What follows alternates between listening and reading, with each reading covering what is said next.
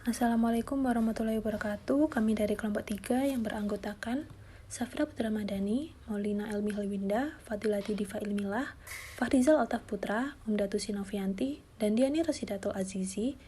Di sini kami akan menyampaikan materi kami yang berjudul Permasalahan yang berhubungan dengan nasionalisme bangsa Indonesia. Baik, saya Safra Putra Madani. Di sini saya akan menjelaskan pengertian nasionalisme bangsa Indonesia. Nasionalisme menonjol sejak Revolusi Perancis sebagai respon terhadap kekuatan-kekuatan Imperium Barat yang berhasil meluaskan penetrasi kekuasaannya ke berbagai belahan bumi. Dengan slogan Liberté, Égalité, Fraternité, nasionalisme menjadi ideologi baru yang sangat penting dan disejajarkan dengan demokrasi, dikarenakan tanpa sebuah negara nasional demokrasi akan sulit terwujud. Nasionalisme bangsa Indonesia adalah rasa menjunjung tinggi persatuan dan kesatuan antar bangsa. Dalam arti, tidak hanya bergantung pada identitas nasional, melainkan juga menekankan pada identitas yang lebih kompleks. Sebagai contoh, negara modern, pemerintahan yang bersih, demokrasi, dan perlindungan hak asasi manusia. Prasojo pada tahun 2000 menilai pembelajaran atau pembangunan nasionalisme di Indonesia mengalami pembajakan terutama pada masa Orde Baru. Karenanya, solidaritas emosional berbangsa menjadi sulit untuk tumbuh dan kebanggaan terhadap identitas nasional pun menjadi sulit terbentuk. Secara kritis, Hendardi tahun 2000 mengungkapkan peran Orde Baru untuk menyimpangkan arti nasionalisme demi memelihara kepentingannya, yaitu menguasai sumber-sumber ekonomi, politik, dan birokratik. Praktek tersebut dilakukan dengan menuding setiap upaya yang bertujuan membela kepentingan rakyat sebagai hal yang menghambat jalannya pembangunan. Tujuan para elit Orde Baru menyimpangkan arti nasionalisme yang sebenarnya adalah karena dua hal, yaitu agar elit Orde Baru kebal dari hukum atau impunity dan dapat menjalankan semua kepentingannya walau harus menindas dan mengorbankan hak asasi manusia bangsanya sendiri. Dalam upaya mendirikan Indonesia sebagai bangsa yang merdeka dan berdaulat, Soekarno mengadopsi gagasan Ernest Renan tentang nasionalisme yang merujuk pada kesepakatan politik untuk mencapai cita-cita masa depan bersama sebagai bangsa yang senasib, sepenanggungan, dan kesediaan berkorban untuk menjaga semangat kebangsaan.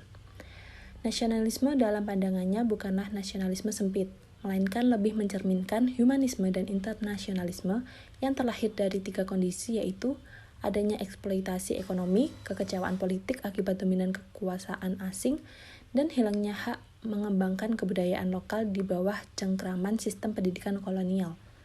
Nasionalisme mendapat tantangan yang signifikan di era reformasi. Hal ini ditandai dengan mulai terpinggirkannya muatan Pancasila di level pendidikan formal yang sebagian besar terfokus hanya pada perkembangan teknologi dan ekonomi. Memudarnya nasionalisme di era ini juga dapat disoroti dari maraknya konflik sosial berbagai ras, seperti kasus Poso, Ambon, Aceh, Papua, serta lepasnya Timur Timur dari Indonesia. Bermunculannya ormas-ormas yang menegaskan identitas kultural, serta banyaknya ideologi alternatif yang kerap bertentangan dengan ideologi bangsa. Berangkat dari kenyataan ini, nasionalisme perlu disuarakan kembali untuk menjaga kedaulatan bangsa dan membawa Indonesia ke arah yang lebih baik, karena jika tidak, persatuan dan kesatuan akan terancam dan generasi mendatang akan bersikap apatis terhadap negerinya sendiri. Baik, untuk penjelasan selanjutnya akan dijelaskan oleh Maulina Elmi Halwinda. Selanjutnya yaitu pentingnya nasionalisme bangsa Indonesia. Nasionalisme sangat penting terhadap kehidupan berbangsa dan bernegara karena merupakan wujud kecintaan dan kehormatan terhadap bangsa sendiri. Dengan hal itu, pemuda dapat melakukan sesuatu yang terbaik bagi bangsanya, menjaga keutuhan persatuan bangsa, dan meningkatkan martabat bangsa di hadapan dunia. Oleh karena itu, diperlukan strategi-strategi yang tepat dan efisien dalam upaya menumbuh kembangkan kembali nasionalisme di kalangan masyarakat Indonesia kontemporer, khususnya di kalangan kelompok muda. yaitu dengan cara yang pertama, menguatkan kembali nasionalisme di level pendidikan formal. Muatan Pancasila wajib diberikan serta diamalkan di semua level pendidikan formal dengan penerapan yang tepat. Yang kedua, masih dalam level pendidikan formal, narasi-narasi sejarah tentang kepahlawanan yang wajib muncul kembali diketahui dan dipahami oleh generasi muda. Yang ketiga, penguatan nasionalisme dapat dilakukan dengan menggunakan pendekatan budaya populer seperti kegiatan olahraga, musik, film, kompetisi pendidikan, dan masih banyak lagi. Suksesnya perayaan Asian Games di Indonesia tahun 2018 yang dibarengi dengan meningkatkan prestasi-prestasi atlet Indonesia terbukti berhasil dalam menumbuhkan semangat nasionalisme dan kebanggaan menjadi bagian dari bangsa Indonesia di kalangan masyarakat. Baik, saya Fadilati Diva Ilmila akan menjelaskan tentang bentuk nasionalisme bangsa Indonesia. Nomor 1, nasionalisme kewarganegaraan. Nasionalisme kewarganegaraan adalah suatu bentuk nasionalisme di mana negara mendapat kebenaran politik dari keikutsertaan rakyat dan kehendak rakyat atau perwakilan politik rakyat. Yang nomor 2, nasionalisme etnis. Nasionalisme etnis adalah jenis nasionalisme di mana negara dapat memiliki kebenaran politik yang sumbernya dari budaya atau etnis asal suatu masyarakat atau warga. Bisa dikatakan juga sebagai etnonasionalisme. Dan yang nomor 3, nasionalisme romantik atau organik atau identitas. Bentuk nasionalisme ini adalah lanjutan dari nasionalisme etnis. Keadaan ini adalah di mana negara mendapat kebenaran politik secara semula jadi atau organik hasil dari bangsa atau ras, menurut semangat romantisisme. Baik, saya Faizal Altaf Putra. Di sini saya akan melanjutkan dari pembahasan pemateri sebelumnya, yaitu tentang bentuk nasionalisme. Bentuk nasionalisme yang keempat yaitu nasionalisme budaya. Bentuk dari nasionalisme budaya adalah negara yang memiliki kebenaran politik. Asalnya kebenaran politik itu adalah dari budaya bersama. Kebenaran politik ini juga bukan dari sifat keturunan. Contohnya seperti ras, warna kulit, dan lain-lain. Contoh dari nasionalisme ini adalah rakyat Tionghoa. Mereka menganggap negara itu sesuai kepada budaya. Unsur ras telah dibelakangkan. Kumpulan Manchu serta ras-ras minoritas lain sudah dianggap sebagai rakyat negara Tiongkok. Yang selanjutnya yaitu nasionalisme kenegaraan.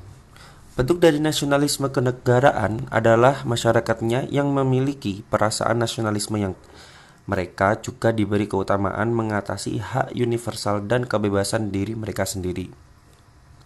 Nasionalisme kenegaraan juga banyak sekali berhubungan dan digabungkan dengan nasionalisme etnis. Perasaan nasionalistik itu kuat sehingga lebih dalam keutamaan mengatasi hak universal dan kebebasan. Dan yang terakhir yaitu nasionalisme agama. Nasionalisme agama ini bentuknya adalah dari adanya persamaan agama. Negara memiliki legitimasi politik. Walaupun begitu, nasionalisme agama adalah hasil campur aduk dari nasionalisme kewarganegaraan. Misalnya dengan yang terjadi di Irlandia. Semangat nasionalisme asalnya dari persamaan agama yaitu agama Katolik. Namun kumpulan nasionalis agama ini hanya sebagai simbol dan bukan sebagai motivasi utama. Hai, saya Mdati Sinovianti akan menjelaskan tentang sejarah dan nasionalisme bangsa Indonesia. Ada beberapa paparan gambaran tentang sejarah nasionalisme. Dari beberapa catatan sejarah yang ada, dikatakan bahwa nasionalisme sudah ada di Nusantara sejak Kerajaan Majapahit berkuasa.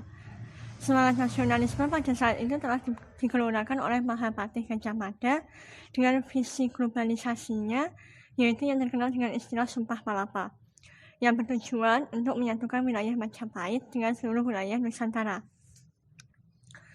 Nasionalisme ini yang seperti disampaikan adalah sebuah gerakan yang menjadi awal mula benih nasionalisme Indonesia.